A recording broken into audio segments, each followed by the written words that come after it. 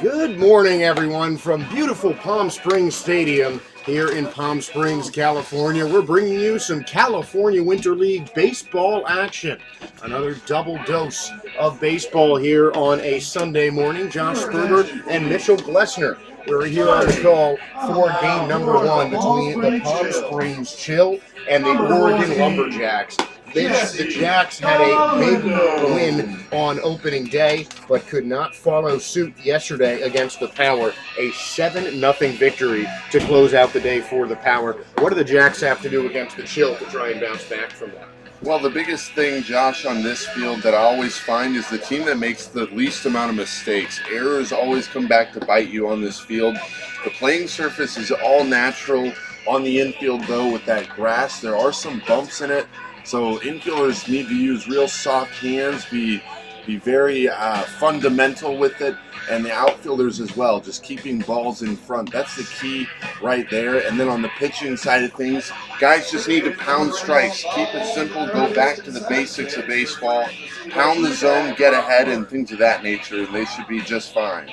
The Chill haven't played since their season-opening victory against the A's back on Friday, and it was an 11-6 victory for them, one of the more dominant ones we've seen. And the Chill looking to continue that against the Oregon Lumberjacks. Jacks are the road team today, wearing their green shirts, white stripes, and white pants as Jesse Galindo offers the first pitch, a slider, in there for a strike against Adrian Sanchez. I'm going to give you the starting lineup, starting with the Oregon Lumberjacks. Adrian Sanchez, obviously the leadoff hitter, playing shortstop. Adding after him is Greg Vaughn Jr., one of the first signees of 2022's California Winter League. He'll be playing in the Ottawa Titans of the Frontier League. He's batting second and playing in left field. The pitch from Galindo misses outside, ball one, and it is 1-2 to Sanchez. Batting third and playing first base is Nick Gimbalvo. Batting cleanup once again, DHing, is Christian Kazemka. Batting fifth is Drew Thomas. He's out in right field. Another new position for him as the slider from Galindo misses outside to Sanchez. The count 2-2. Spencer Kean will bat sixth after Thomas and play third base. Andres Mendoza will be behind the plate and batting seventh. Chris Baker is the center fielder. And he's batting eighth, and batting ninth, a 19-year-old Danny Fontana. He's playing second base. Full count for the Jacks. The payoff from Galindo, wave and a whiff, strike three. Adrian Sanchez couldn't catch up to that heater, and we have the first down of the inning. Sanchez just powering that fastball right by him and getting the swing and a miss. A foul tip into the mitt, a good squeeze there to secure the out. Not trying to do too much there. He said, here's my heater, let's see if you can hit it. He gets the strikeout. And you sometimes see pitchers try and trick the guys with breaking stuff for strike three on a payoff pitch like that. Not Galindo there. Straight heat right down the pipe. First pitch to Vaughn misses outside. Looks like a slider from Galindo, ball one. Greg Vaughn, a guy with a lot of history in this stadium. He has been a member of the California Winter League before, some major league lineage in that family as well. And Greg Vaughn Jr., a USPBL All-Star last year with the Eastside Diamond Hoppers, as the breaking ball's in there for strike one, count 1-1. Yeah, he's been a guy that has been on our radar, Josh. We'll see if he can get things rolling here early in the morning. 2 seasons. This is his third in the CWL as the breaking ball from Galindo is rocketed out, but right to the left fielder. That's Blake Porter who makes the catch, fighting off the sun for the second out. That ball was absolutely ripped, Josh. If you're Vaughn, you're going to be happy with that at-bat. You'll take an at-bat where you hit the ball hard like that any day of the week, any at-bat of the week. Just a little unlucky right at Porter in left field. Porter had to take about 2 steps in to make that catch. But a good hit, a good contact from Vaughn as Nick Gimbalvo takes ball one.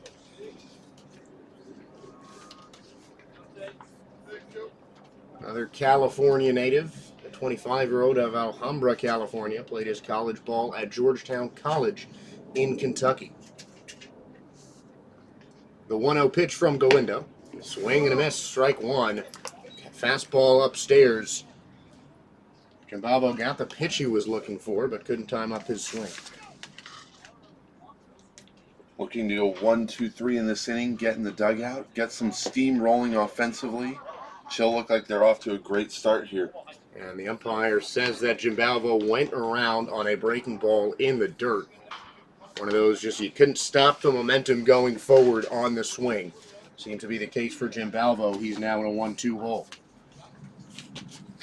Galindo, a starter pitching exclusively from the stretch. Gets in his set. Deals. Swing and a miss, strike three, but it's dropped on the ground, picked up and fired to first base by Hines, and the throw pulls the first baseman off the bag. So an errant throw by the catcher puts Jimbalvo on the bag with 2 outs. Yeah, Joshua Hines has to make that throw. He's got to call out outside inside. That's what you always want there on the drop third. Wherever the ball takes you, if it's obviously in foul territory, you want that outside throwing lane. On the fair part of the field, you want that inside throwing lane. Just couldn't get connected there, and an errant throw will continue the inning. Now it's Christian Kazenko takes the first pitch, a fastball inside for ball one. Haven't seen Jimbalvo steal a base in this league so far, but we've seen a pretty aggressive base running from just about every squad as the fastball misses again inside, 2-0. And that's something that really surprises me, Mitch, because we've talked about this before on the trend of baseball really moving towards the power game, but small ball fundamentals and speed have been a big theme of the CWL in the first couple of days here. The 2-0. Hit off the end of the bat, poked through the hole, and there's a base hit. Jimbalvo's going to take a turn around second base, and will hold up there. An errant throw heads to third. Thinking about going are both runners. And Kazemka almost made it to the second base bag, but both were held up by the manager of the Jacks, Jimmy Johnson. So it's going to be a base hit for Christian Kazemka, who's had a red-hot start to his CWL campaign, and it's 2 on and 2 out for Drew Thomas. Yeah, he came into this game, Josh, 3 for 6 so far in 2 games played, 2 runs scored. One of their better offensive hitters, and he does the job there, takes that outer third pitch, drives it the other way on the ground hard, and no shot for Carlos Lanos, the second baseman, to get to it. A good piece of hitting for his 4th hit of the California Winter League. Yeah, just right in that 3-4 gap, Kazemka emerging as one of the leading hitters in the CWL so far. First pitch to Thomas is a ball, and now Galindo is in his stretch for number 2. That one is sliced into right field. It looks like it's going to drop in for a base hit. Rounding third and coming home is Jimbalvo. The throw is not in time, and Jimbalvo gets in there standing up. So it's a 2-out rally brewing for the Jacks, and an RBI single for Drew Thompson. 1-0 Oregon. And what do you know, Josh? That error by Hines on the throwing error on the strikeout earlier with Jimbalvo is coming back to bite him. So back-to-back base hits, and the Jacks have it rolling. Sometimes that's all it takes. One mistake defensively, and it'll turn the tides over and allow that other team to gain a lot of momentum. So 2 straight base hits bring a run on the board, and up the utility man, Spencer Kean. And you love a good 2-out rally, but you're absolutely right, Mitch. It's just the little mistakes that have been separating each teams as we've played so far. And an errant throw on a drop third strike, which seemed to be a routine ending to a 1-2-3 inning, is now giving the Lumberjacks a chance to crawl back in it. 2-0 the count to Kean, a utility man, primarily a middle infielder, but playing the hot corner for the Jacks today. Galindo from the stretch, pitches inside for a ball. It's a double steal. The throw rolls into center field, and heading in to home plate is Kazemka for the second run. Yeah, and just a good jump there. Hines tried to throw him out from his knees, and we know how difficult that is. That's one of the hardest things to do as a catcher. You see some of the big league guys like Yadi Molina or Sal Perez. They make that look so easy, but it is a lot harder than they make it look, and Hin's just not able to complete the play. And the Jacks, again, the little mistakes are biting the chill right now as the Jacks extend that lead to 2 runs. And a 3-0 mistake, the fastball running inside on Kean, and it's a 4-pitch walk to bring up the catcher, Andres Mendoza. And it's really, we saw it yesterday too. Sometimes it's just the one mistake. And this could have been a very different inning. But it's 2-0, and the Jacks with a runner in scoring position, 2 speedsters on with a chance to add some more. First pitch is a slider in there for a strike on Mendoza. And that is good for the confidence of Jesse Galindo, trying to work himself back in to try and get himself out of the inning. Mendoza substituted for Omar Ortiz Vasquez, who doubled as a pitcher yesterday as well, as he takes strike 2. Went 0 for 1, struck out and walked. And now he's 1 strike away from striking out once again. The 0-2. Weakly hit, but dribbling foul. And we'll do it all over again. Again, talking about that confidence of Galindo, he's riding high there, Josh. The first 2 batters, a strikeout, a flyout, and then Jim Balvo up, gets another strikeout, but his confidence wavering now as this inning continues. And that will get it right back. Waving a whiff on a slider. Beautiful outdoor slider. And that will end off the inning. But the damage done for the Jacks. They put up 2 hits, 1 error, and nobody left. And 2 left. At the end of the first half inning, it's 2-0 Jacks with a chill coming up to bat.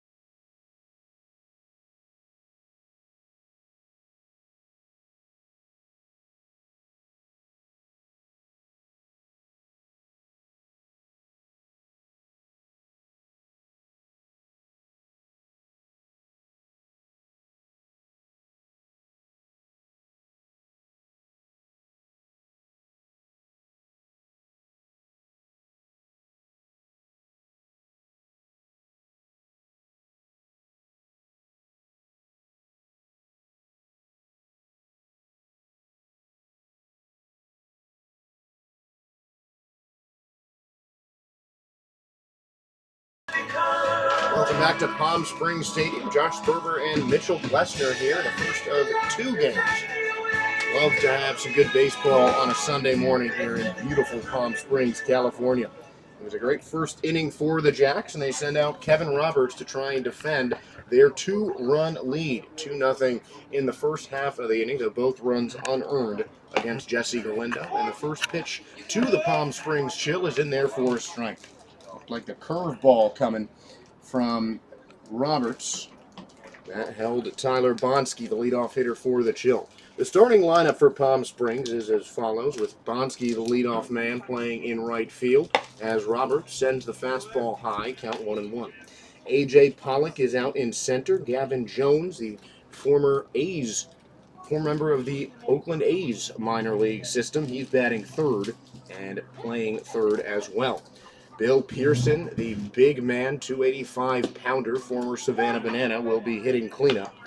And DHing today, Joshua Hines, the catcher, a pair of errors in that first inning, will look to avenge his erroneous ways in the field as he's batting fifth behind the plate. Blake Porter out in left field, batting sixth.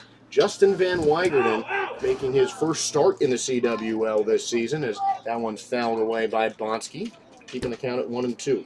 Van Weigerden's batting seventh and playing first. Kazuya Ohida will start at shortstop and bat eighth.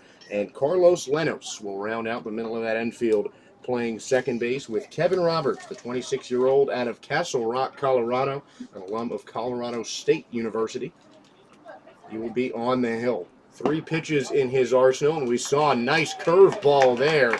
That's been a big part of it, freezing Bonsky and getting the first out of the inning via the punch-out. Both pitchers doing their part to get the first batter of the game that they faced down on strikes.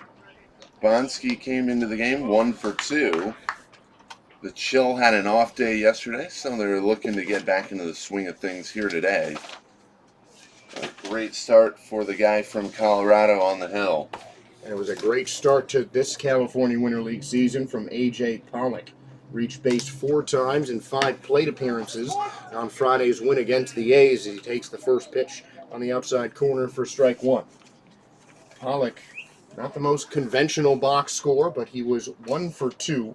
He was hit and walked twice and scored 3 runs. Also stole a pair of bases against the Canada A's. Fastball gets in there for strike 2. And Roberts is rolling right now with a pretty simple arsenal, a 2-seam, 4-seam, and a curveball. Fastball can average in low 90s speed in the 90 to 93 range. Making his first appearance in the CWL. Roberts deals the 0-2. Freezes Pollock on a fastball, but that just misses high, a touch above the letters. And we'll keep going, count 1-2.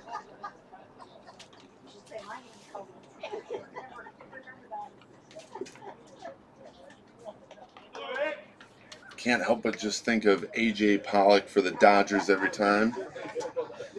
I think we made that joke to him when he checked in as well. He told me he never heard it before. I don't believe it. Wow, yeah. Doesn't sound accurate. I'm pretty sure he was being sarcastic.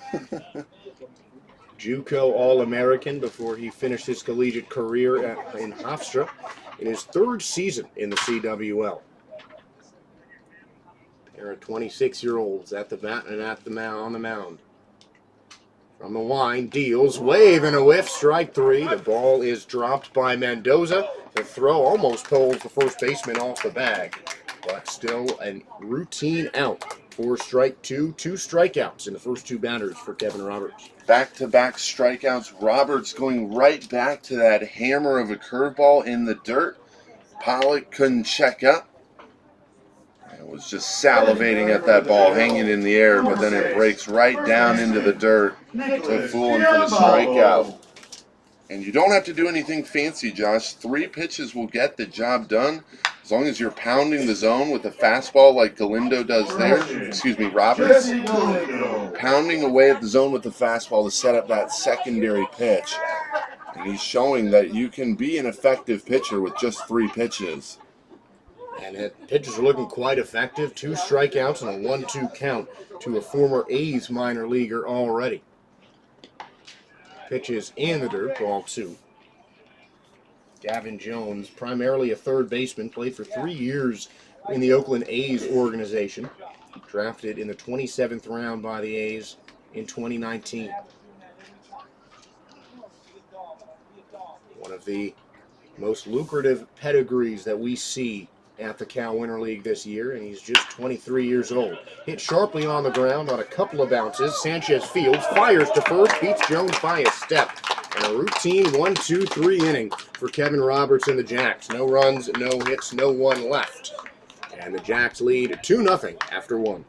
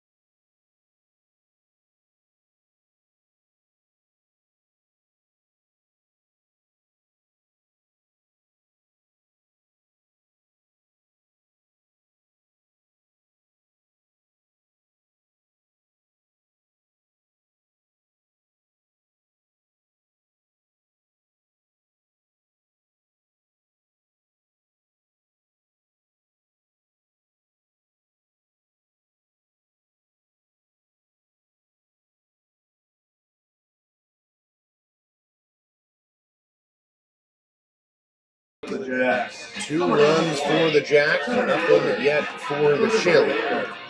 2 pitchers duking it out pretty solidly on the mound. A pair of Ks for each hurler so far today, except an extra one for Galindo, who technically struck out the side. 3 strikeouts and just 1 flyout as Chris Baker sends a fly ball into foul territory. Count 0-1.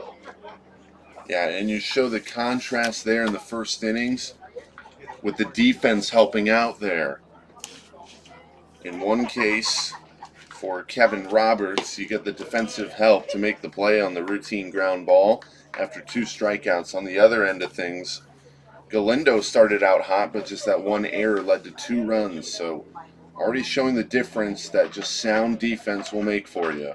And you put up a couple of dangerous hitters after an erroneous throw, gives them a chance, and they certainly will take it. Baker down on 3 straight strikes, though. Galindo definitely shook off any of that confusion from the air. 3 pitches, 1 out to start off the second. Yeah, he looks sharp, Josh. And in between innings, when he's making his warm-up tosses, we're up here watching it, and he's zinging it in there. He's finding the zone. He's not erratic. He doesn't look wild. Just really sound and pounding the zone with that fastball. There's the slider that misses outside for a ball on Danny Fontana. And you were even saying it during the break, Mitch. His fastball just looks like it has a ton of zip, and it looked better between the warm-up pitches in the first inning and now. Yeah, it really does. It has some life on it. I love how he comes set close.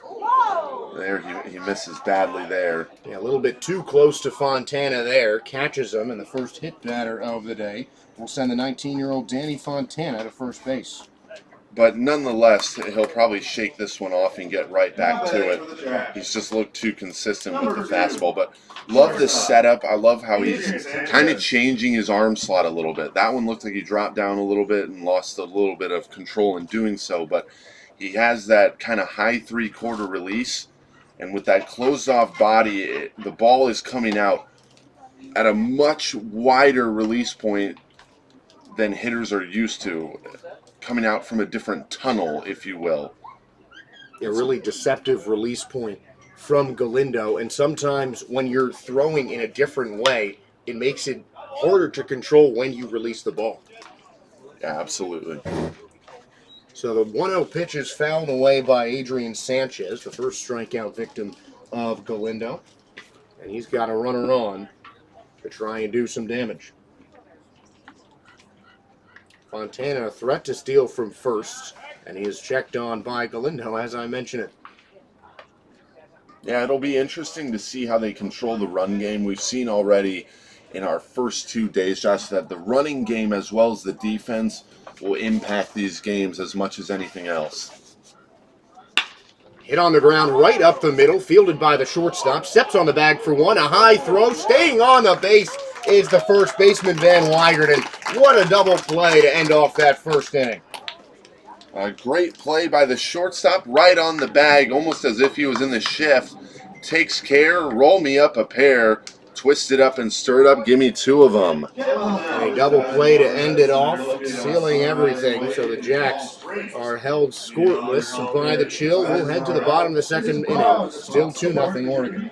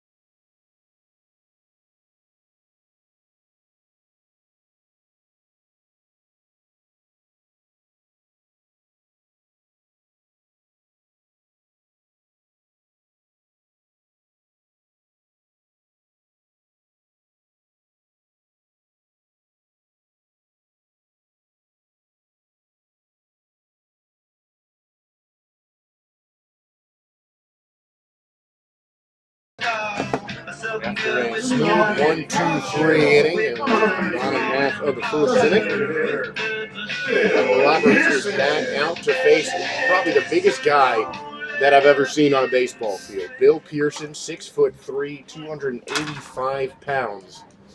And we've seen him hit some big ones in batting practice. First pitch of the bottom of the second is from Roberts. It's a fastball outside. Count 1-0. 0 for 3 in that first game, though, Josh. So you want to get your legs underneath you at some point. I know you have a huge bat and you're looking to elevate, but you want to get something hard on the ground, a base hit, to really get yourself in the swing of things for the season. That was a home run swing from Pearson, but he misses the breaking ball. Count evens at 1-1. Still managed to get on base in that first, though, showing some mobility, which for a guy of his size is pretty surprising. The 1-1. Wave and a whiff, strike 2. And that one might have been a ball had he not swung at it. Pearson had a couple of nice cuts in that first game, 2 hard hit outs, but still unable to put himself on the base paths by way of his bat. The 1-2. Fastball high, count evens up at 2-2. And you can tell Pearson's just sitting fastball here as well. He was swinging out in front of those 2 curveballs, so you might expect another one from Roberts, and that breaking ball has been so effective so far. The 1-2 pitch. Hit hard down the line in left field, and that's going to be a base hit. Pearson rounds first base. He's thinking 2. He is going to stand up with a double, and there's that big pop we've seen from Bill Pearson. He's got a stand-up double to lead off the top of the second. Yeah, and you have big pop in your bat, Josh, when he didn't even fully square that up. He's actually out in front of that breaking ball. Shows the ability to hit that spinner elevated in the zone, as Roberts just couldn't get the pitch down where he wanted it to. It hung up there, and Pearson showing off the pop off the end of the bat a little bit and still driving it fairly deep into left field. Yeah, if any of these pitchers hang him a high fastball, it seems like we're not going to see that baseball again. Well, 0-1 the count to Hines. And for me, too, that's a big tell-all right there, Josh, that we've been questioning, how is his pure hit tool? That at-bat right there tells me a lot that it's more significant than I think that we imagined. The ability to, I know it's a hanging breaking ball, it's not the most impressive thing in the world, but the ability to still hit that pitch up in the zone and understand that pitch is coming and still feast on it, that shows me a lot, at least in his approach, and that he's willing to find those pitches up in the zone and take a decent controlled swing on them. And you just expect a guy like that, who was very proudly talking about his exit velocity record of a couple of years ago, as Hines fouls that into the stands. Count remains 0-2. And you don't expect a guy like that to be a pure hitter. You expect that guy to just wait for the meat and hit it out of the park. But look, he looks like he's got a solid swing. Yeah, fairly controlled on that one. And that's what you need too. Again, to jumpstart, get you really in the swing of things, or in a good groove, if you will, as a hitter. You want to see that first hit fall in there in the outfield, and that way you can kind of just relax. It kind of takes the backpack off your shoulders, and now you can just relax and go up there and not try to think too much and do your thing at the plate. And Pearson taking a lead off of second base as Hines faces a 1-2 count. Hit weakly on the ground on a couple of hops under the glove of the shortstop Sanchez. That looked to be a routine ground ball, but mistake number 1 for the Jacks has runners on the corners with nobody out. Yep, we saw the Chill make a mistake in the first. That led to 2 runs, and now the Jacks, on the other end of things, make their first mistake. That was the shortstop out there. That's Adrian Sanchez, just under the glove. He's trying to get around the baseball, and the ball just kind of skipped off. It looked like the webbing right underneath as he was trying to field that on the run and make a running throw. And we saw a double steal in that first inning from the Jacks. Maybe could see the same thing from the Chill as Blake Porter slices that one over and out of the ballpark in foul territory. Count 0-1. And another thing, you don't see a lot of times when the ball's hit to the left side of the infield, the runner on second base going to third base. Bill Pearson standing on third base. Smart base runner. 1-0 count to Porter, a Las Vegas native, playing organized baseball for the first time since before the pandemic began. Well hit, very high, and very foul. That makes the count 0-2. Yeah, and talking just a little bit about the fundamentals there, Josh. Normally, the rule of thumb as the base runner out at second, if I see the ball hit in front of me, I'm hitting on the brakes right there. I'm not going anywhere. If the ball is behind me, well, then I'm free to go. And if it's in front, it's a judgment call. You got to feel out the play, and a good feel for it from Pearson to make his way to third. And Porter can't get a feel for that fastball, swing and a miss, and that's strikeout number 3 for Kevin Roberts. He is dealing right now. I really like what I see from both pitchers on the hill. They're both pounding the zone with the fastball. They're not messing around. They're saying, here it is. See what you can do with it. And he's working well out of the stretch here as well. Justin Van Weigerden getting his second plate appearance of the CWL. Came in as a late-game substitute at first base and pinch hit. Back in that game against the Canada A's, Van Weigerden was hit by a pitch in the 5th inning. 1-0 the count from a ball in the dirt by Roberts. Leads increasing for both runners who are on the corners as Weigerden sends that one foul. Count 1-1. We'll see if he gets in a good count to run on for Hines over there at first. We'll see if they try to steal a run, if you will. The old steal stop, try to get on the board. Do it by creatively base running. And we've seen it already in that first inning. Drew Thomas stole second base, and an errant throw and aggressive base running from Christian Kazemka allowed him to come home for the Jacks' second run. And that is not the first time we've seen that here in Palm Springs so far this week. Pearson trusts his wheels at third. He's got good speed. Hines, a catcher, a little around average for him. As the fastball goes high, count 3-1, and now Roberts is in danger of loading the bases. Yeah, Van Weyerden in a great spot here. He knows that Roberts is going to come right at him likely with a fastball. See if he can get on time, get the foot down, and get the barrel out and extended. The 3-1 pitch to Van Weyerden. Swing and a miss, strike two, and the count will run full. Getting that fastball on the outside corner was Roberts, and Weyerden couldn't catch up with it. Yeah, that looked like the two-seamer. That one had a little bit more fade or ride to it, if you will. We'll see what he goes here. The payoff pitch. Fouled away, and here we go again. That one looked like he went back to the four-seam that had a little bit more cut action to it. So your two-seamers and sinkers going to move towards the arm side, so away from a left-handed hitter. That time he kind of cuts the ball back in on the plate, trying to go in on the fists of Van Weyerden. Runners on the corners, a full count, and one out. Double play still a possibility as Roberts looks over at first base to Hines. The 3-2 pitch, runner goes, and it is ball four.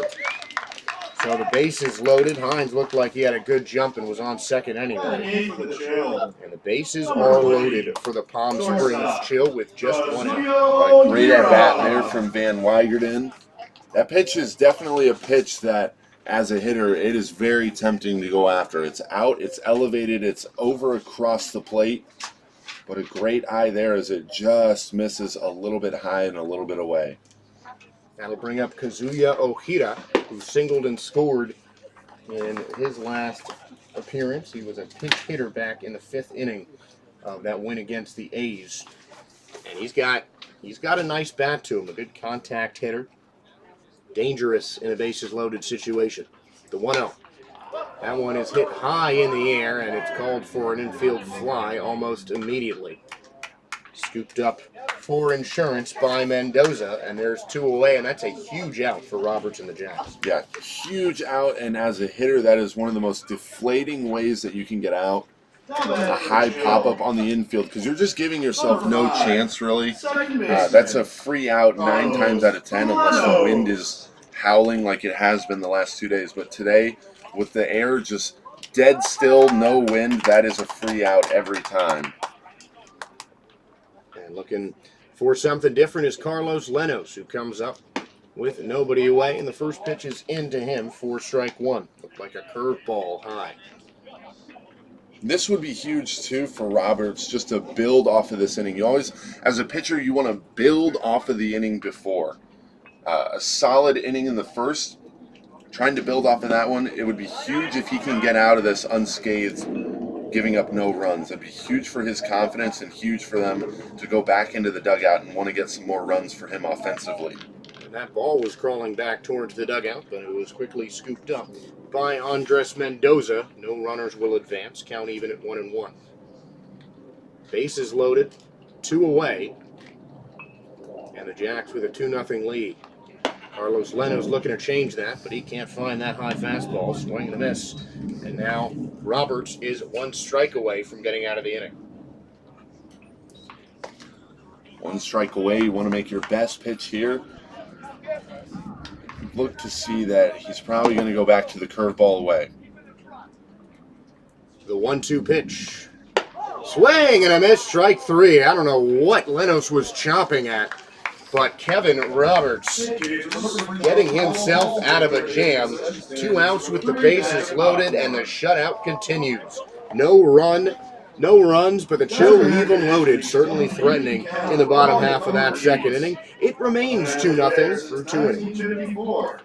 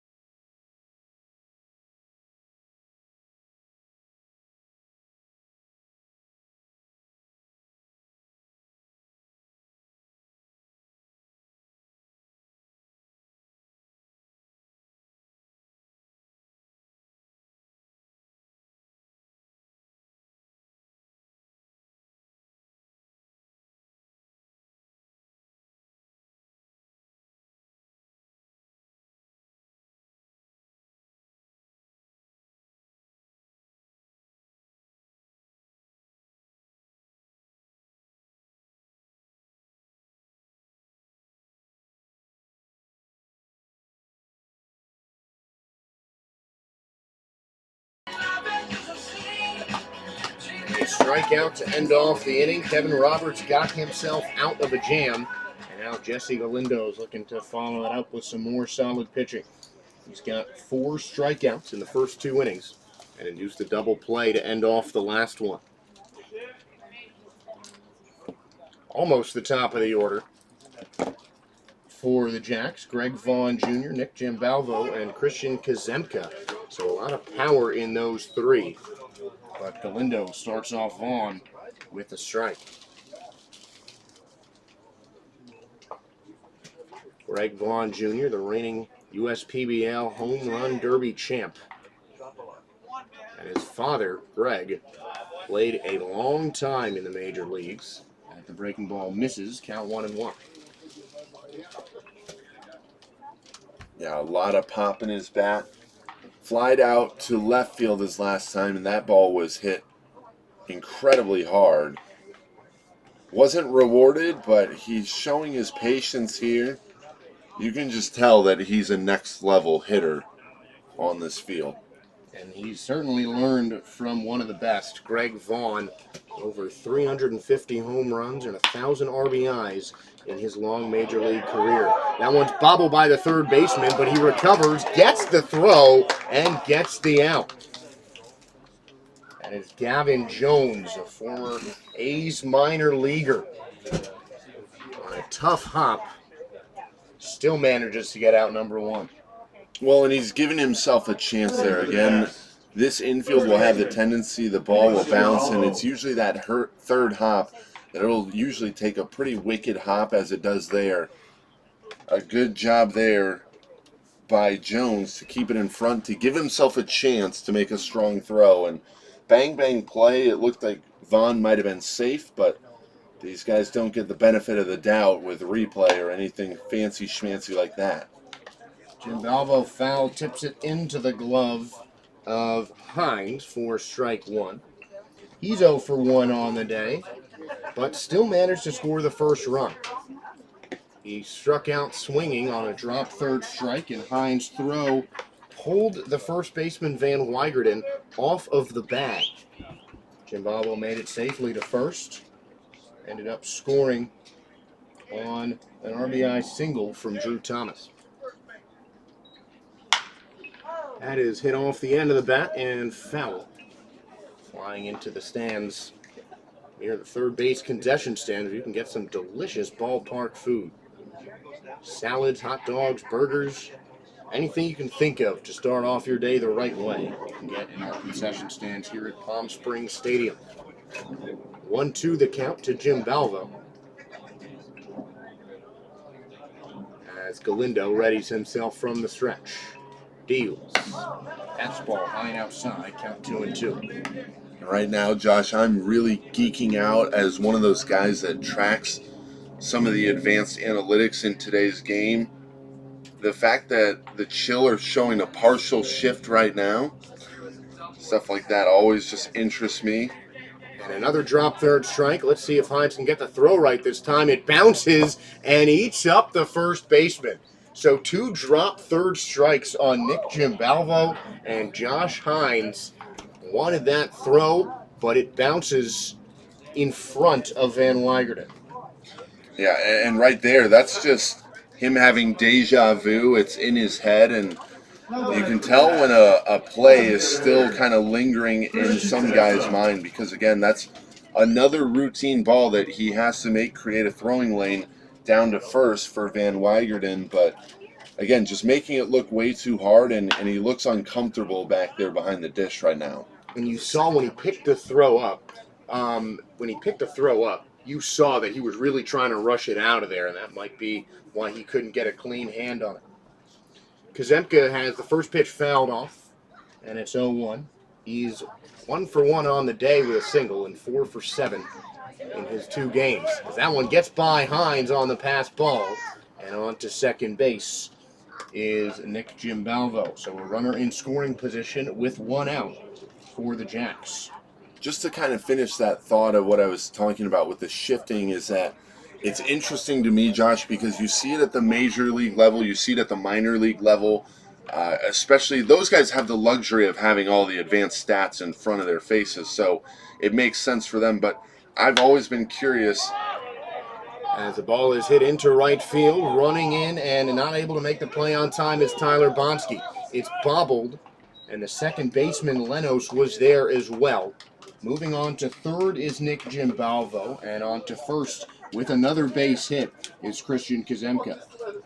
I'll just finish up that thought real quick. It's interesting to me, Josh, to see where the game is progressing. It's obviously progressed to the state of almost everybody gets shift on, so I'm always intrigued to see when it's used at this type of level where there's not as much advanced analytics. It'll be interesting for these guys' development moving forward to see if they get comfortable with it and see how it's utilized in this league.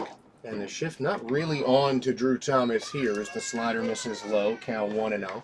But the infielders are at double play depth, looking for a quick way out of this inning with runners on the corners once again for Galindo. Almost jumping towards second base was Kazemka as the fastball misses outside, count 2-0. Thomas drove in the first run of the game, singled and stole a base back in the second inning. 2-0 count to Thomas, who has played in the infield and outfield this season in the California Winter League, as Galindo went about throwing to first base, but Kazemka practically standing on the back. Thomas has played in center field, right field, and at third base, which is his primary position. The 2-0. Fastball right down the pipe, strike one. Thomas smart to take that pitch, but Galindo taking advantage by pumping one in the zone. Runners on the corners, one away.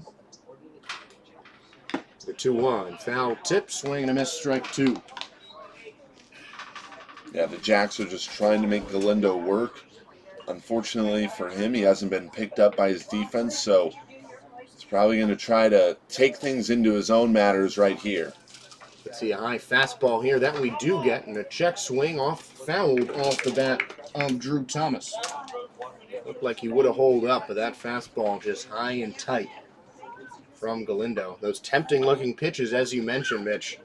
Galindo looking for the swing and the miss there. Yeah, just teeter-tottering with that upper part of the strike zone. He's taking a long look in here. We'll see what he goes with. Pitch number 6 of the at-bat. We'll have to wait as Galindo steps off the rubber. Getting some rosin on his hand there. Or some dirt, I imagine.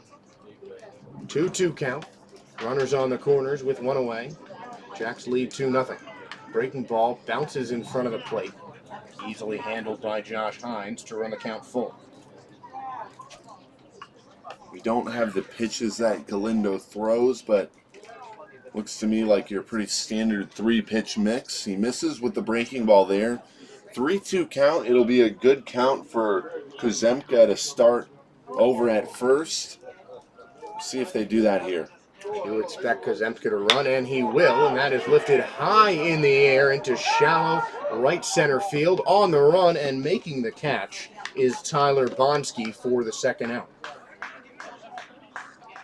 And Galindo taking matters into his own hands, as you said, Mitch, inducing some weak contact. Could have been trouble, but Kazemka was all over it. Yeah, a long run out there in right field to make the running grab out there. That is Tyler Bonsky just making a long run, and it's hard when you're making those long strides to keep the ball from bouncing as you watch it in the air, but he handles the play. And the first pitch of the at-bat is ripped into straightaway left field, going on the run, but letting it drop in foul territory is Blake Porter. A really well-hit ball there from Spencer Kean. Jacks just looking to extend this lead. This game has gone kind of quiet after the scoreless second. Jacks are knocking here, though, with Kean, who walked his first time around. A 4-pitch walk for Spencer Kean, so that foul ball was the first time he lifted the bat off of his shoulder. Galindo from the stretch deals, saws off Kean, and a weak grounder back to the pitcher, which Galindo fields, fires to first, and that will do it for the inning. So Jesse Galindo gets himself out of a jam. The Jack Strand 2, and the Chill come up to bat, trailing by 2 runs in the bottom of the third. You're watching California Winter League Baseball.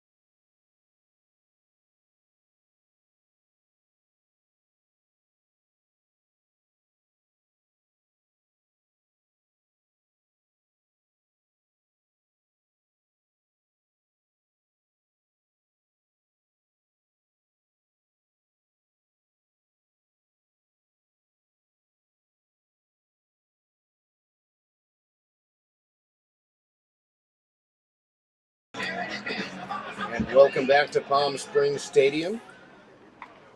The pitchers getting out of some tough jams in the last couple of innings. Had runners on third base with 1 out. Unable to get the job done. And Tyler Bonsky, who was part of that, will get things started for the Chill as the lineup turns over. Swing and a miss, strike 1. May have caught a little bit of that pitch from Roberts. Looked like a 4-seamer as the count is 0-1. Bonsky led off the game for the Trill with a strikeout back in the first inning. Probably the best pitching inning of baseball we've seen so far today.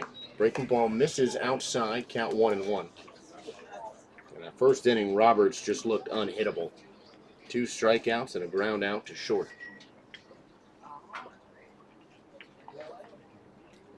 Roberts deals. Hit hard, but right to the shortstop. Ducking a little bit to make the grab is Adrian Sanchez for the first down. Just a tad bit down on the barrel. Bonsky gets a good pitch to hit, just can't get the hands all the way extended through the zone. And just a 1/4 of an inch, if that, an 1/8 of an inch makes all the difference there as he lines out softly to the shortstop. And just a little bit more of the barrel on it. That could have been a double in the gap. It was hit that well. Adrian Sanchez making the easy play is A.J. Pollock, not to be confused with the Los Angeles Dodger. He's up for the second time. He struck out in his first appearance and grounds this one right back to the pitcher. Roberts fields on a hop, controls the baseball, flips to first for the second out. Yeah, Roberts just making it look so easy when dealing with these guys at the top of the order. He's really got it working. He's commanding that fastball in the inner third, getting these guys to make some weak contact, sawing them off. He's got everything working right now, and it all starts with that fastball, which has been his best pitch. Inducing some pretty weak contact for the most part. The exception being that Bill Pearson double. Other than that, he has been close to perfect so far in this one. 1-0 count now to Gavin Jones, who put the first ball in play for the Chill, but it was a grounder right to the shortstop, Sanchez. That one is hit high in the air, a big league pop-up, drifting into foul territory. Mendoza losing it in the sun. and he goes to the ground trying to make the catch, so Jones will get another chance, 1-1. Yeah, he'll get another life at it. Mendoza just couldn't get to the spot, so as a catcher there, you're reading that ball straight up, obviously, and you get the help from your infielders all pointing and shouting, up, up, up. Want to rip off the gear, or the mask, I should say, and get your body turned around the baseball so that you're facing the stands there. And he couldn't quite get to the spot and fully get his body around the baseball to make what should have been a relatively routine play. The 1-1 pitch fouled back once again. Count 1-2. Gavin Jones unable to barrel up these Roberts pitches. But going back to that pop-up as well, Mitch, you could see Mendoza blocking out the sun with his glove. That can't be easy to field when the thing you need to catch the ball is helping you see. Yeah, absolutely. And some guys will catch with the shades on, but many prefer not to. The 1-2. Curveball grounded right to the third baseman. Picked up by Jones and a wide throw of the bag. And that was Spencer Kean on the throw, pulling Jim Balvo off the bag. Looked to be a routine play, but the fourth error of this game comes against Spencer Kean. Yeah, and you just got to make that play. There's really not much else to say. He fields it cleanly, and Number 33. you want to just gather yourself, make sure that your feet are underneath you, get that momentum moving towards first base, make a strong throw, and just lets that one sail away to the arm side. And this is a guy who can certainly make him pay for that. Pearson looking to tie this game up with one swing. Couldn't get the barrel around it and slices it directly back into the netting for strike one. Sort of a deflating feeling, especially for Roberts, when you can't get the help that you need. And Pearson is a guy that could tie it up with one swing, so a little bit of pressure now on Roberts. Second pitch is softly fouled, going above the press box, and on a play, count 0-2. Aggressive approach at the plate from Pearson. I'd expect to see Roberts throw something in the dirt, try and make him chase it. Yeah, he showed the ability to hit the curveball back in the second. That one was a hanging one, though. Let's see if Roberts can correct that a little bit and snap that pitch off a little bit more out in front and get him to chase on something in the dirt.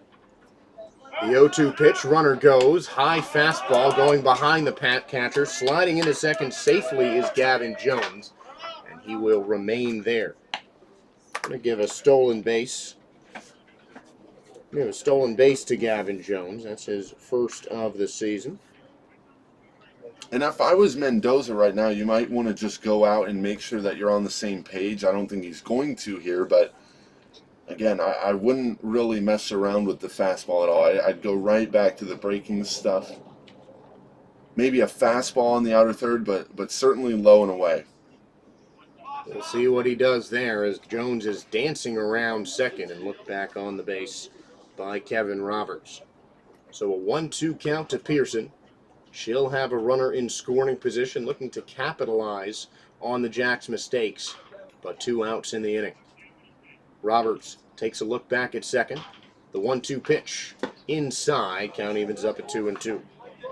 So he finds himself going to that breaking pitch there, but just not able to locate it exactly where he wanted it. That one was just hanging on by a thread on the inner corner.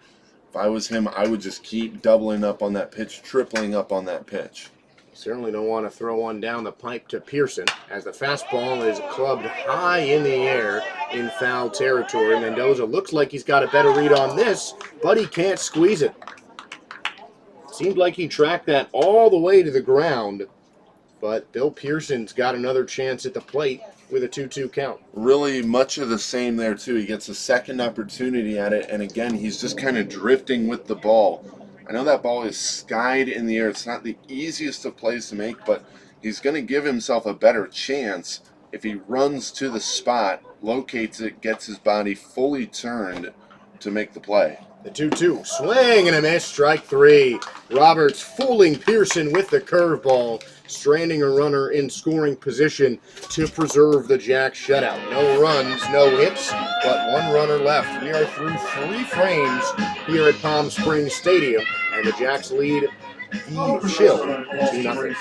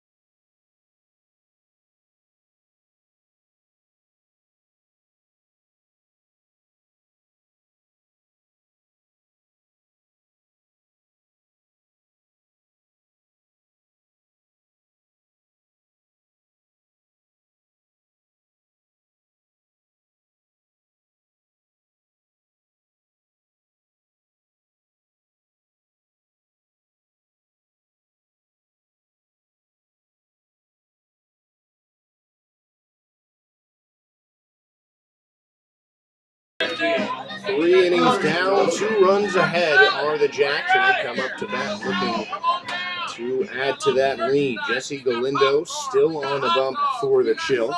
We see some bullpen action starting for both teams. It is number 1 for the Jacks warming up, and that is Christian Kazemka, it looks like. Could just be tossing as the first pitch misses for ball 1.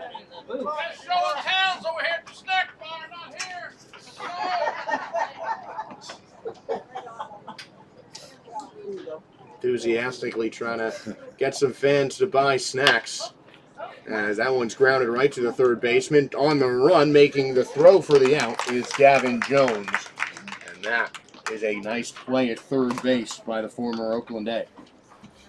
Yep, pretty routine play there. Some guys are comfortable with throwing on the run. So he makes the running throw there pretty easily. Talking about the concessions, Josh, immediately took me back to my younger days of going to Royals games when the lemonade guy was the fan favorite, the dog days of the Royals. We'll get into this story a little bit. That is a pop-up by a pinch hitter caught by the center fielder. That is A.J. Pollock who makes the out. And the batter there was Kane Ruiz. See if I can fit this story in, Josh, though. But we go to the game, and as a young kid, not very many exciting players to play for the Royals in the early 2000s, obviously. Not some good years to remember, but you'd go to the game and there'd be this guy way up in the nosebleeds just screaming, "Lemonade, lemonade, lemonade, woo!" I'll never forget that as a kid, and he stole the show really from what was going on the field. So it's always fun to see things like that in the game, and there's always a place for anybody around the ballpark. This is a big operation. We have a lot of people that goes into it, that work very hard to put these games on for these guys and play the game that they love so much. And it gives you the major league environment when you got the concessions guy yelling out in the stands to try and get some people to buy food. As Jesse Russo, who was taking over for Danny Fontana, takes the first pitch. Takes the first strike, a fastball on the inside corner. Count 2-1 to him. Another one of the pre-signed players is the breaking ball just catches the outside corner. A great pitch from Galindo there to make it 2-2. Russo, one of 7 players to be signed by a pro team within the first week of this CWL. Russo will be playing for the New Jersey Jackals next season. Breaking ball misses and bounces, count full to Russo, who is probably the most recognizable player, at least by our standards, because he is the only one who wears that bright blue helmet. Makes it easy to spot when he gets in the game. The payoff pitch, swing and a miss, strike 3. Blew the fastball right by him as Galindo gets his first 1-2-3 inning of the day. No runs, no players left on base, no hits or errors. And we're halfway home here at Palm Springs Stadium. The Jacks holding on to a 2-0 lead.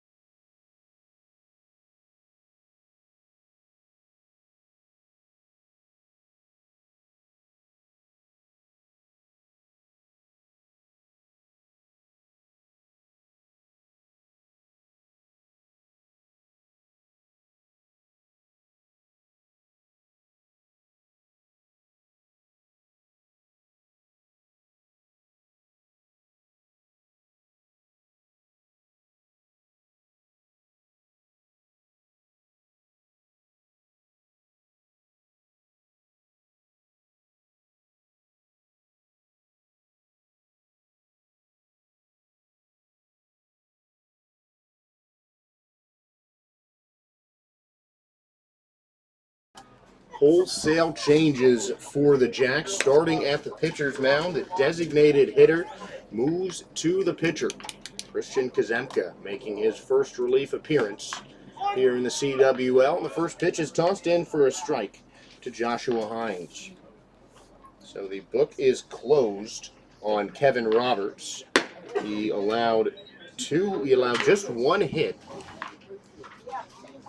Left a couple batters on base. Or 3 hits, sorry. Left a couple batters on base, a whole bunch of strikeouts. That makes it 5 to be exact. 2-1 the count to Hines. And we'll work our way through the other substitutions as the at-bat keeps going. Fastball misses high, count 3-1. Omar Ortiz Vasquez is at third. Jesse Russo, who pinch hit in the last inning, he will move to second base as that one's fouled away by Joshua Hines. Looked like a hit off of part of his leg. Kadrian Russ is in at shortstop, and Jeremy Mckenzie is at first base. Kane Ruiz replaces Chris Baker in center. And that pinch hitter will stay in the game as Hines is walked on a full count.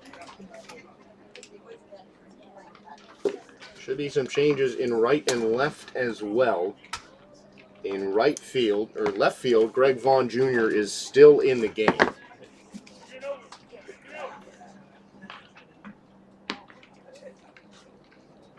That will bring up the left-handed hitter, Blake Porter.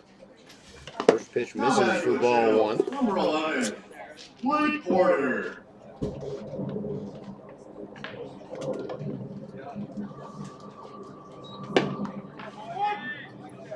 It'll be interesting, Josh, to see as we move along in the Winter League here to see how these managers manage their ball clubs. The Jacks going with basically a fresh new field, while the Chill still playing pretty standard with their starters. That one rolls away from the catcher, ball 2, but the runner at first base, Hines, will remain there. 2-1 count to Porter. And it is kind of a tricky game as a manager because you're kind of fighting between, I want to put my best players on the field with also, I got to get these guys exposure, and a chance to get signed professionally. So you're kind of playing best of both worlds to see how you can manage that. And these guys are paying to be here as Porter takes a pitch for a 2-2 strike. And these guys are paying to be here, so they all want to play, but the manager still wants to win, and as to these guys. So you want to keep your best players out there, but still allow everyone to play as that one is drilled into right field by Porter, going back and letting it hit the wall. It is gone. No doubt about that one. Blake Porter ties it up with one swing. The second home run of the California Winter League season was a monster shot by Porter. Put an absolute jolt into that ball. The lefty gets extended with the hands, lets it absolutely fly. A nice launch angle to that one. I believe, Josh, what it looked like is that there's a new bathroom out there in right field. I believe it hit the roof of that bathroom possibly, but nonetheless, that was an absolute shot right off the bat. Sounded absolutely beautiful. There's nothing like that perfect crack of the bat. And a 2-run shot, and we got a tie ball game now. And Blake Porter, his first home run in about 3 years. A guy who, because of COVID, was unable to play organized baseball. Great to see him getting back in the swing of things with a big swing. Justin Van Weigerden is at the dish. He walked in his first at bat. And fouls one off for an 0-1. The pitch from Kazemka, swing and a miss, strike 2.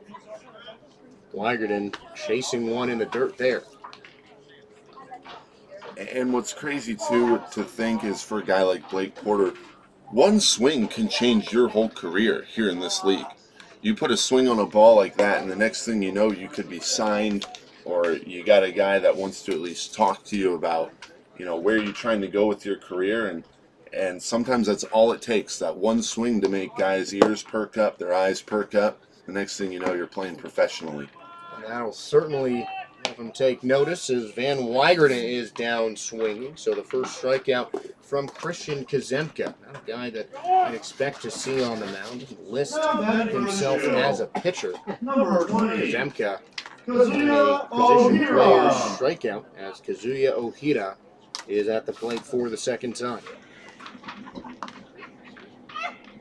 Ohida had a chance to do some damage when he was up in the second inning, coming up with the bases loaded. But he popped an infield fly right in front of the catcher Mendoza. 0-1 pitch is ripped down the left field line and tailing foul. As there is some action in the Chill bullpen now. The pitcher warming up. Have to duck. And that pitcher is Juan Martinez, Cuban native who now lives in Miami, Florida. The 0-2 pitch, fastball outside, count 1-2.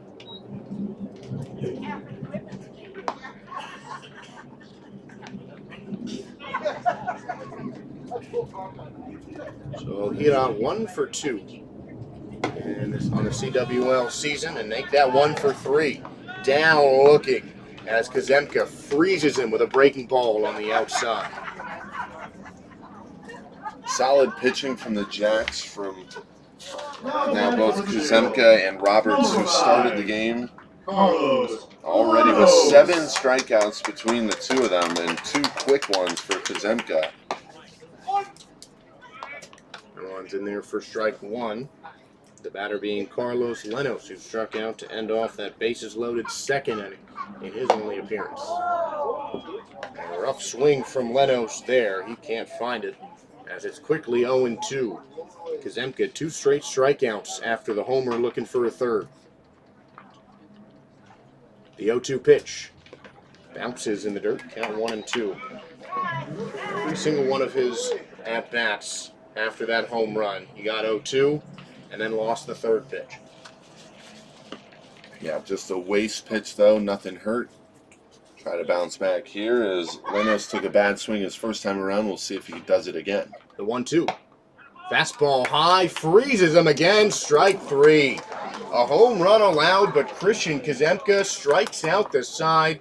3 consecutive punch-outs after the home run, but we are all tied up through 4 innings. A mammoth blast from Blake Porter makes the score even at 2-2.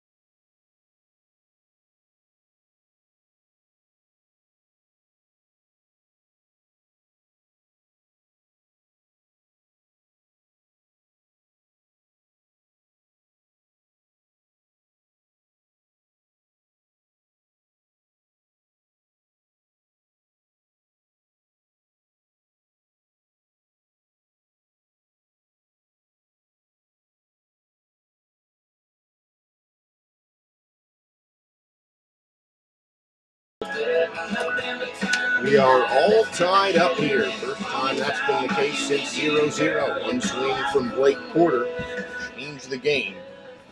And now Kadrian Russ is at the plate, pinch hitting. And a chance to break the game open for the Jacks.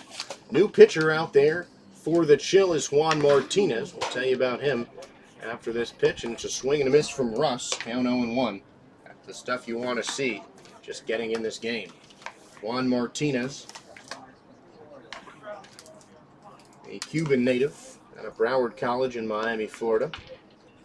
The 2012 National Serie A champ in Cuba. And that one is hit on the ground right to the shortstop, fielded and fired home by Ohida, and that throw sails way over the first base bag. Kazuya Ohida lost the handle on that one. Actually, that was Lenny Peters. It looks like we have a substitution for the Chill. Gavin Jones remains at third. Ho Xiaopin is now at second base, or Xiaopin Ho is now at second base. And at first base for the Chill is Vince Garcia. So new infield minus Gavin Jones. And Greg Vaughn, one of the few starters left in this contest.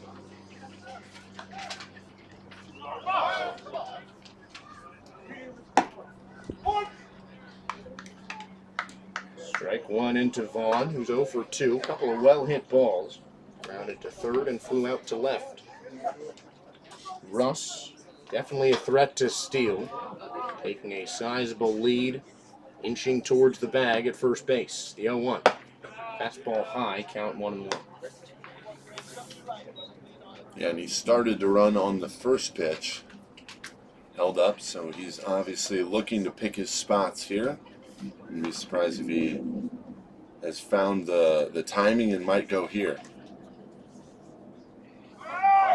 And there he goes, and that one is lofted into the air. Looks like it's drifting foul, and it's going to land in the stands next to the Chill bullpen, where Hokuto Kanai is warming up. Trying to knock some rust off of those bleachers way down there. He's doing us a favor. He's cleaning them by just belting balls in that direction. 1-2 count to Vaughn, with Russ on first.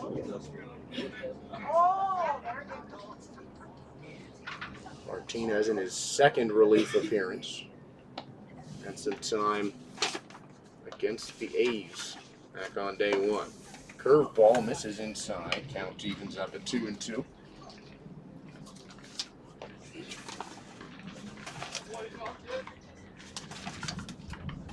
Martinez went 2 1/3 inning in relief of Corby McCoy.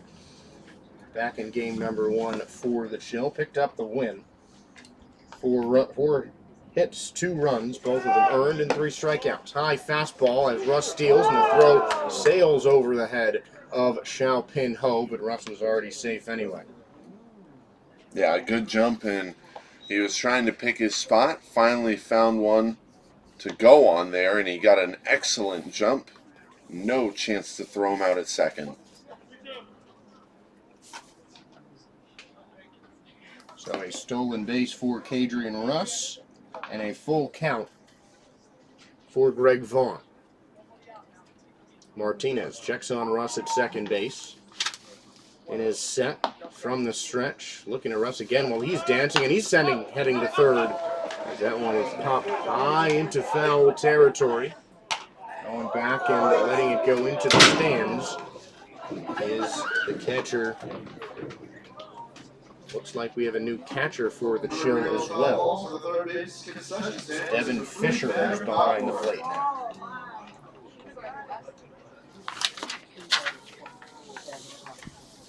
Giving some relief for Hines. This is a pretty big at-bat here, really, Josh. Tie ball game 2-2. You have one of your best hitters with a guy sitting out there in scoring position. Martinez checks back on second base, deals, and he gets Vaughn looking. Vaughn was heading to first base thinking that was going to be a walk, but instead he'll head to the dugout with strike 3. Yeah, good pitch there from Martinez. Just clips the inner third. Vaughn's still talking about it as he heads back to the dugout, letting his counterpart, Dontavius Dickey, who's now on deck, letting him know what he saw from Martinez. It's always what you want as a hitter, to have your teammates let you know what they saw and what it looked like. We saw a swing and a miss from Jeremy Mckenzie right there, strike one. Placing Jimbalvo, who struck out twice. Mckenzie hitless so far in the CWL as he hacks out a breaking ball, count 0-2. Just extremely out in front of the ball there. Using a lot of arms and shoulders and hands in his swing. Let's see if he can't get back into his legs to control his swing. Martinez checking on Russ at second. Checking back again, fires, hit on the ground on a couple bounces going foul, and Kadri and Russ will have to return to second base. Got a great jump on that pitch too, did Russ. But Mckenzie connects and changes it up a little bit. Could use that speed on third for sure. Yeah, and Russ came into the game with no stolen bases, but changing that with his first one, he definitely looks to be a very aggressive runner. Outfielders are extremely in for Mckenzie right now, not much of a power threat. The 0-2 pitch from Martinez. Hit on the ground at third base. Russ is going to get looked back to second by Jones, who fires to first base to complete the out, 2 away. Textbook play both ways from Jones and Russ. Jones looking him back as a third baseman, as he should do, and Russ a good job. Again, that ball's in front of him on the ground, not the one that you want to run on. So a good job on both ends of the baseball. And Russ certainly trusts his speed, so he was taking a long, hard look at third base, thinking about heading over there, but did not. Looks like we have a pinch hitter for the Jacks as well, and he jacks that one into left field. That one is going to bounce once and hit the wall. Russ will score, giving the Jacks the lead. It is a pinch hit RBI double for Dontavius Dickey. Just ambushing Martinez there and putting the Jacks on the board in the top of the fifth. Their fourth hit of the game, and it comes at the best time that they needed it. A big clutch, 2-out double. As a manager, you are loving that. Hits that one down the line. Plenty of room out there to work with. An easy stand-up double, and the Jacks find themselves back in the lead. So all 3 runs the Jacks have scored have been unearned. The miscues on defense playing a role as a wicked curveball stumps the batter for the Jacks. Another pinch hitter, that's Killian Bloat. He's going to replace Thomas out in right field. Martinez, the 0-1, another curveball. That one bounces in front of Fisher. Going on to third base is Dickey. Takes a turn, thinks about coming home. As we've talked about how big this field is, but Fisher in control of that ball behind the plate on the wild pitch. Yeah, if you ever needed to emphasize the importance of hustle, it's on this field. Whether that's on the base paths or obviously defensively, talking about all the room. You guys need maximum effort on every play to run and grab the baseball whenever it scoots away. So 1-1 for Bloat. Hit high in the air out to right field. It is going to be Bonsky who makes the catch for the out. Might be a different right fielder. And it looks like it's Chandler Palias who's in right field. But the damage done for the Jacks. They quickly take the lead following the Blake Porter home run. And do leave one stranded at the end of 5.5. The Jacks lead the Chill 3-2.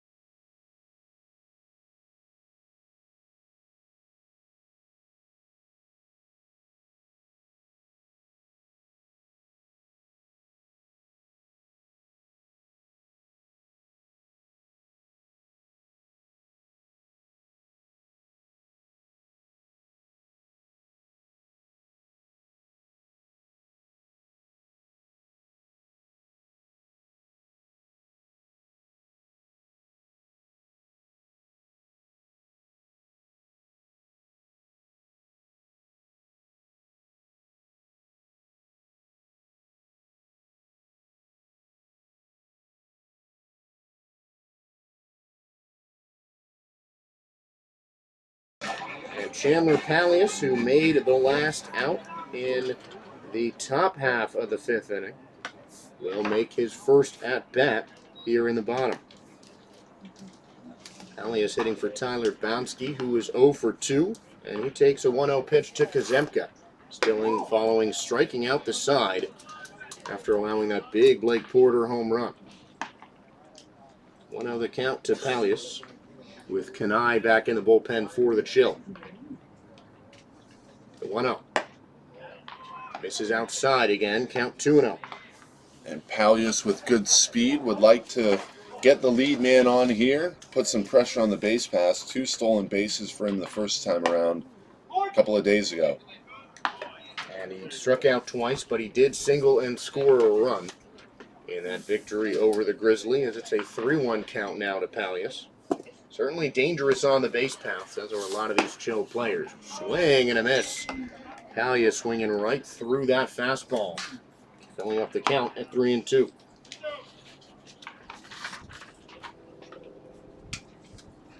Nobody on. The Jacks getting their 3rd run, still maintain a lead. They have led for the vast majority of this contest, as Kazemka fools Palias with a fastball down the pipe. Though Chandler Palias did check his swing. 4 straight strikeouts now for Christian Kazemka. Yeah, he's got it working. He's working on a good downward plane with the fastball. Releases it pretty much right over the top, but these guys have no answer for it. And you're going to be rewarded in this league if you pound the strike zone. Didn't get it there as Kazemka misses high with a fastball on Pollock. Count 1-0. Pollock 0 for 2 so far. Struck out and grounded out. Weak little dribbler back to the pitcher in his last time up. The 1-0 from Kazemka. Curveball, nice pitch by him. Getting that over the plate to even up the count at 1-1.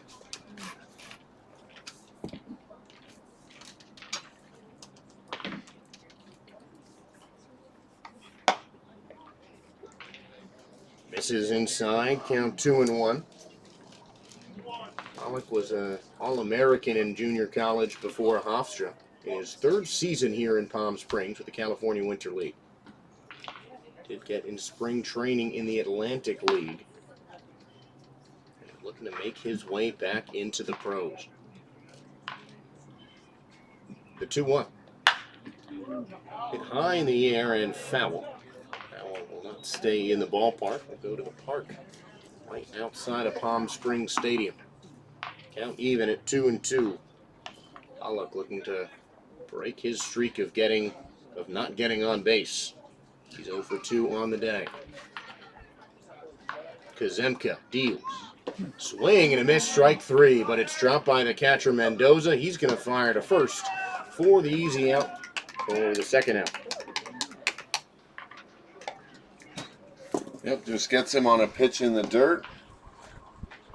And another strikeout. Kazemka, we haven't really talked about it, Josh, but what a premium it is to have a utility guy like him who can also get on the mound and just add to the depth of that bullpen. Yeah, corner outfield guy, corner infield, primarily at first base. And he's got 5 straight strikeouts, so they might want to put him in the pen full time. Gavin Jones is stepping up to the plate. He's 0 for 2, reached on an error as that one bounces right in front of the shortstop, Russ, and it goes away from the first baseman. So a throw, an error, I'd probably put that error on the first baseman as the throw from Russ was on the line. A tough play, but onto first base via the error again is Gavin Jones. Yeah, just too many simple mistakes. We've seen it on both ends now, just a routine ground ball. Not much more to say than that. It's routine. You have to make that play, and especially if you're trying to play at the next level. That's something that just has to be made. And Swandri Peng is going to be pinch hitting for Bill Pearson. Number 22, Swandri Peng. So 1 on for Peng. 4th error on the day for the Jacks. 4 errors for them, 2 for the Chill, just way too many on the board. The Jacks are honestly lucky to still be leading this game given how many errors they've committed. That one is hit on the ground, and the second baseman diving is Russo, but it goes through his glove for a base hit. Pang is on first, and sliding into third base safely is Gavin Jones. And something brewing for the Chill here with 2 outs. Yeah, a nice solid base hit. Gets that pitch on the inner third and just turns and burns on it. Sharp ground ball. Russo with the effort in the dive, but just under the glove. Runners at the corners, 2 outs. Chill just down by 1 run, trying to tie it up here with 2 away. This will be a big at-bat for Baranza here with 2 outs. And it's Devin Fisher, the catcher, who's behind the plate, who swings and misses at the fastball from Kazemka. And we talked about those mistakes again, Mitch, and this could be another one. Those mistakes led to a pair of Jacks runs and could be the thing that the Chill need to tie it up with an error. I'm going to give that error to the first baseman, Mckenzie.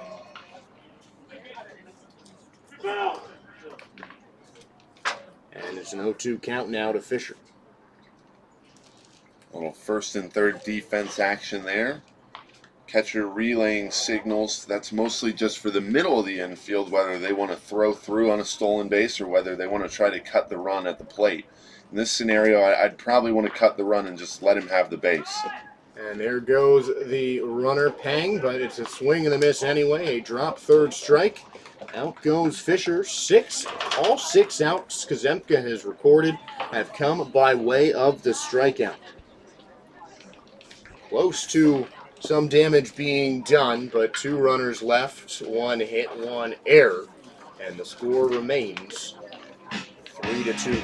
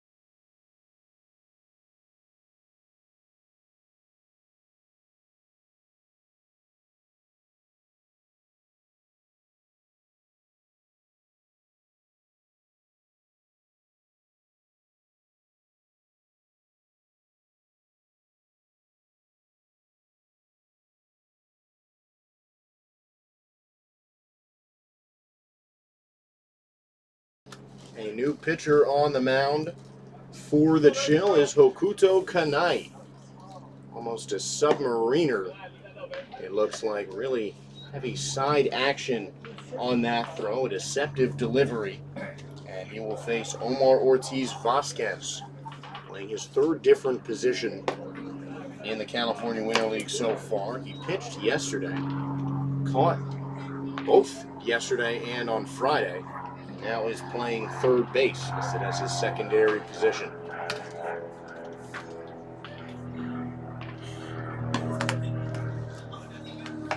Kuto Kanai way behind the hitter. 3 balls to start off his day.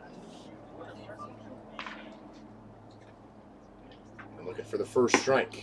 He'll get it. Get me over fastball. Makes it a 3-1 count on Ortiz Vasquez. Talk about a change of tempo. Kanai with that long pause in his leg kick. The 3-1. Fastball outside, and on to first base goes Ortiz Vasquez. Only the second walk of the day for the Jacks, Josh. Something that Number we're 15. not really used to, at least early on here. Usually we've seen about 4 or 5 by now, but pitching staffs have both been really good at just getting strikes in the strike zone, making guys earn their way on. Yeah, that is now 4 walks in total. As Martinez walked 1. So did Galindo. Strike 2 in the at-bat to Andres Mendoza. The last starters that remains in this game. Kanai checking on the runner Ortiz Vasquez at first, who's got good speed for a catcher, and he's going to head to second. Slider and a throw pulls Xiaopin Ho off of the bag for the Ortiz Vasquez stolen base. Fisher showing off that arm behind the dish. He's got a cannon. How about Oregon Lumberjacks? Number Looks 14. like that was a strike on Mendoza. I kind of thought that that was outside. But it is Kane Ruiz up at the plate. Ortiz went down looking, and Kane Ruiz is up to bat for the second time today. Still without a hit in the CWL. He flew out earlier. And there is his hit. A rocket of a line drive right over the head of Gavin Jones. Ortiz Vasquez takes a turn around third, but stumbles, and now he's going to get caught in the rundown. He's tagged out by Jones, and that is just an unfortunate turn of events for the Jacks trying to extend their lead. Yeah, extremely unfortunate. You already have the 1-run lead and a good opportunity with 1 out to just have runners at the corners, and instead a base running blunder by Ortiz Vasquez. We talked about it with Kadrian Russ as far as the Jacks are concerned, running with a good IQ and a good base running feel there. Ortiz Vasquez just a little ahead of himself, not really seeing the full play, and in turn makes another mental error. And I think if he started his run earlier, because that ball was hit right at Jones. Ortiz Vasquez thought he was going to catch it as Ruiz sliding into second base just ahead of the tag. He's in there safely. Lenny Peters couldn't put the ball on him, and Kane Ruiz has his first stolen base. But sorry. Go ahead, Josh. Well, to go back to the base hit, he was right at John, so Ortiz Vasquez was held up at third. It was just really, he just tripped. He tripped over himself, and sometimes that happens. He took a short turn around third base just to keep the pressure on the outfielder. You know, it was an easy throw made by Porter, and that just did it. If he didn't slip, it would have been just a routine play. 1-2 the count to Russo, the future New Jersey Jackal, as that one misses to make it 2-2. Still a runner in scoring position for the Jacks, and they still maintain a 1-run lead. Top of the 6th inning here, 3-2 the score in favor of the Jacks. Kanai deals outside, and that will fill up the count at 3-2. See if Russo can come up big here. 2-out hitting is always one of those things that can set your team apart from others if you can come up clutch with 2 outs and runners on base. Payoff pitch. And there it is. Jesse Russo slices it up the middle for a base hit. Rounding third and speeding towards home is Ruiz. The throw is cut off.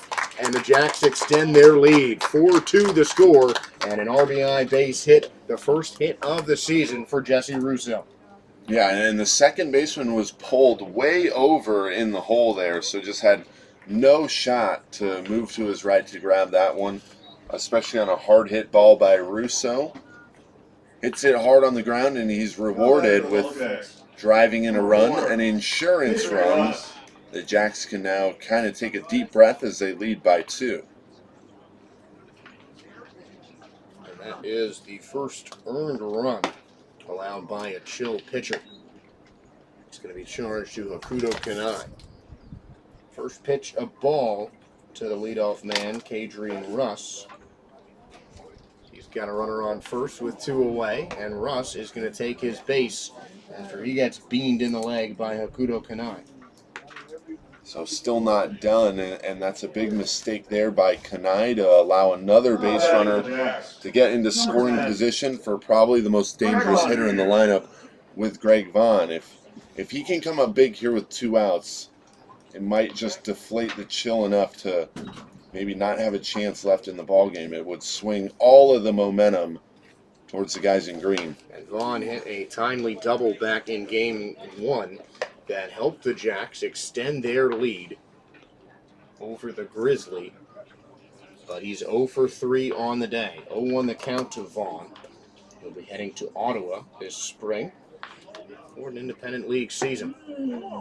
Missing inside on the breaking ball. Count evens at 1-1.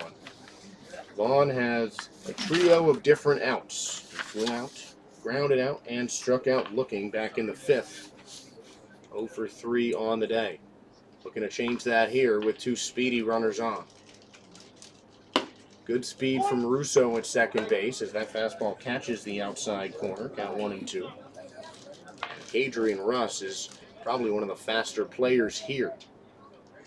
Of course, the wheels he's showcased today have been taken away by foul balls quite a lot, as that one is ripped into straightaway center field by Vaughn, sliding down and making the catch.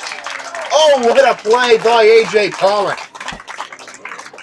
What a way to end off that inning and save a double. That could have really broke this game open for the Jacks. But the Oregon Lumberjacks still scratch out a run despite leaving 2 stranded. It's 4-2 heading into the bottom of the 6th.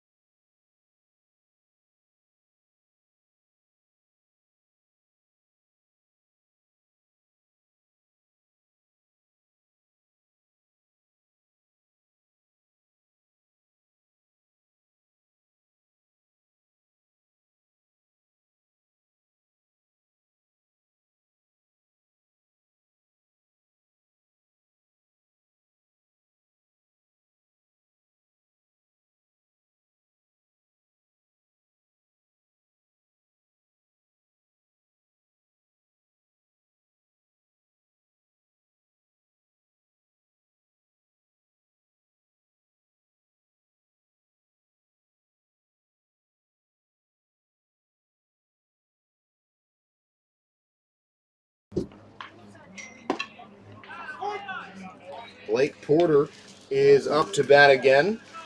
He tied the game the last swing he took, and he's looking to do the same here against Christian Kazemka.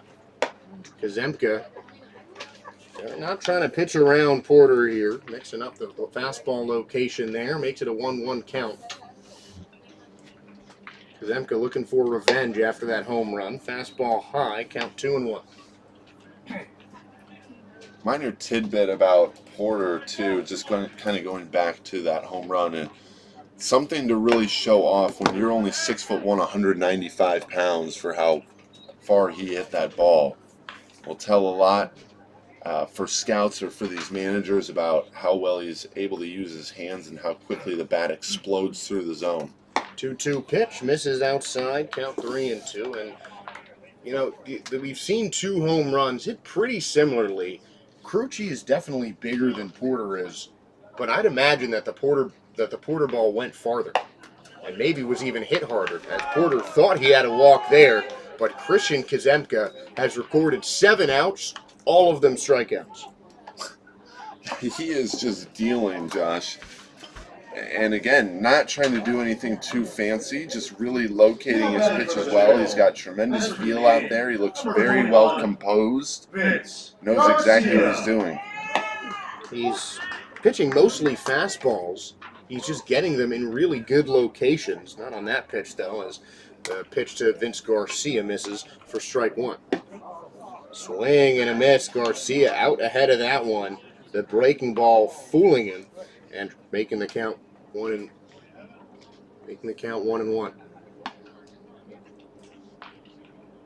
The 1-1. Outside, count 2-1.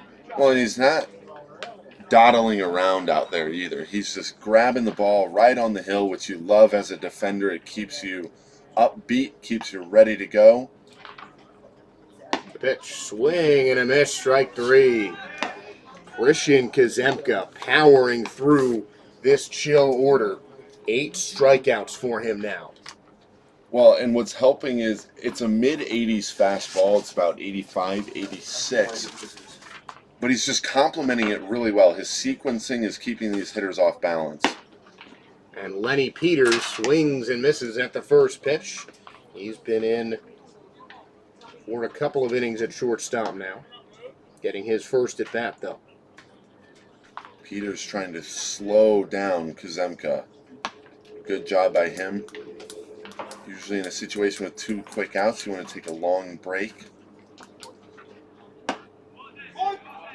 Unfortunately here, though, these guys are trying to adhere to pace of play rules, so. But typically you'd want to step out of the box for a long period of time. Working quickly, here's the 0-2 pitch, bouncing in the dirt, count 1-2. Peters came up pretty big at the plate in the Chills' first game. His first hit was a bases-clearing double that drove in 3 runs and broke the game open for Palm Springs. Hit in the air out to straightaway left field, inching towards the line, making the catch on the run is Greg Vaughn Jr., and that will do it for the bottom of the 6th. So Kazemka gets his first non-strikeout, but adds 2 more punches to the list. 4-2 in favor of the Jacks heading into the final frame.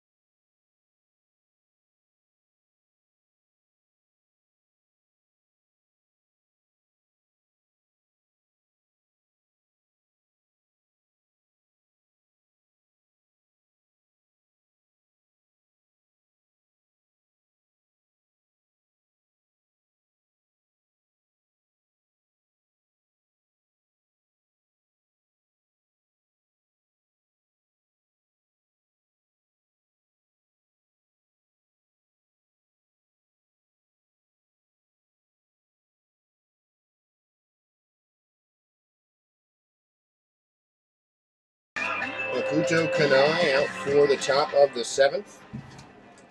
Close the book on either of the Chill pitchers, so we're going to go through those stats here as Jeremy Mckenzie is up to lead off the 7th for the Jacks. Swing and a miss at a beautiful slider going inside and out. Strike 1 to Mckenzie, who grounded out in his last at bat. Jesse Galindo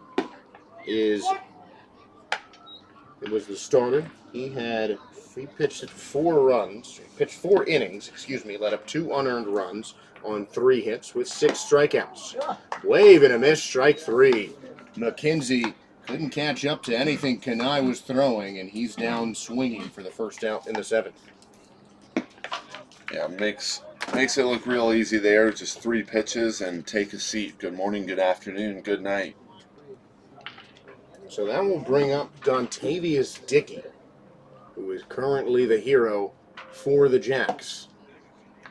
He pinch hit for the pitcher Kazemka back in the 5th and hit the RBI double. That stands as the go-ahead run. Sliced into straightaway center. That one could drop. Pollock diving. Oh, and it bounces out of the glove. Wait, no, he caught it. I think he just lost his sunglasses, and that one rolled out. But another fantastic play by A.J. Pollock out in center field. Yeah, he has 2 great grabs now, this time moving in into his left. He's showing the range in all directions. A phenomenal play there. That's a next-level play. Moving to his left again. The dive loses the shades, but nonetheless hangs on to the baseball. And it was the shades rolling out right next to the glove that kind of confused me a little bit. I thought that was the baseball. Maybe just got knocked out of his glove on that hard collision with the ground.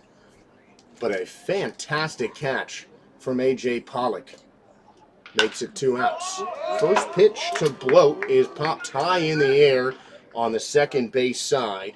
And that is caught by Xiaopin Ho to end the inning. So a quick 1-2-3 for Kanai and the Chill, but they've got some work to do at the sticks. 2-run deficit, last licks for Palm Springs.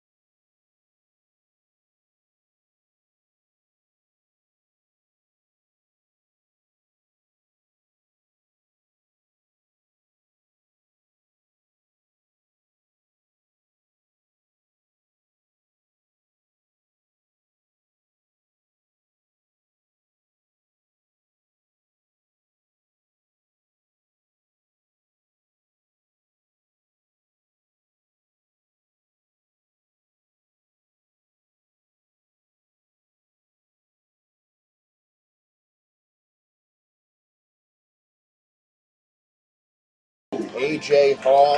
Shaw in for the first save situation of 2022 in the California Winter League.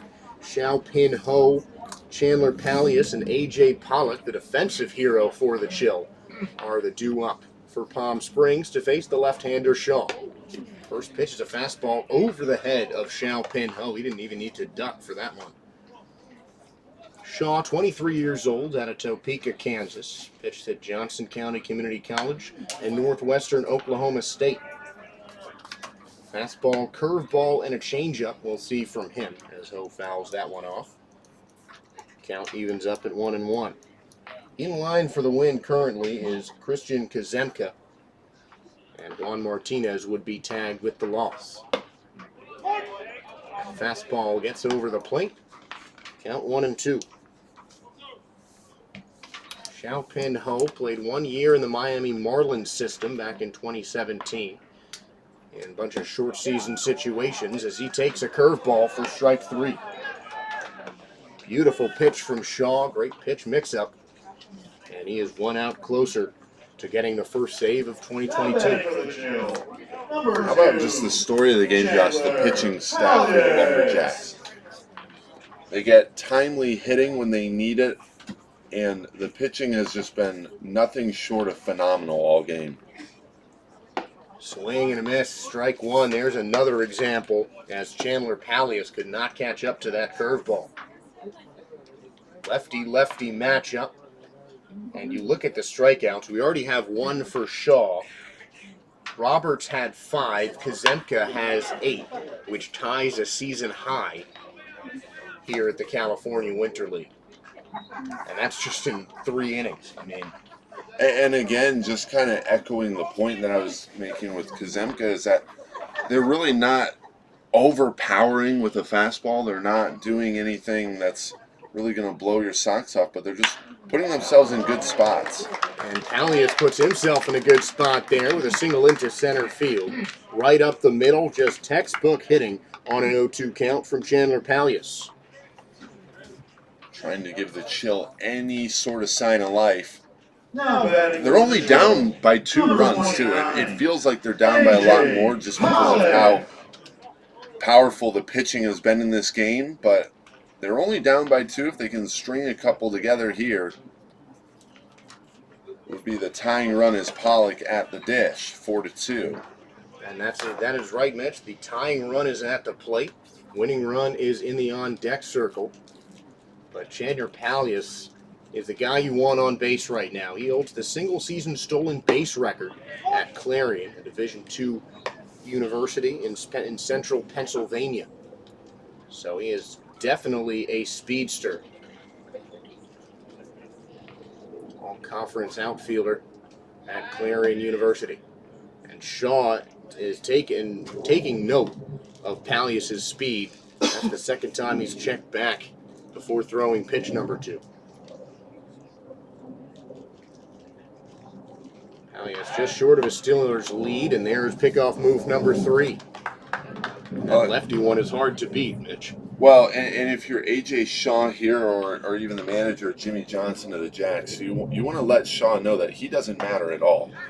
Swing and a miss for Pollock, who's 0 for 2 on the day, 0 for 3 on the day, and in an 0-2 hole here. Again, Pallius he doesn't matter at all. That run means nothing, so go right after the hitter. That's the guy who really matters. If Pallius wants to steal the bag, let him have it. But you want to focus up on the hitter right here, the guy that really matters. And the runner is not enough of a distraction from Shaw's pitches, and that is the first ball that Shaw has thrown.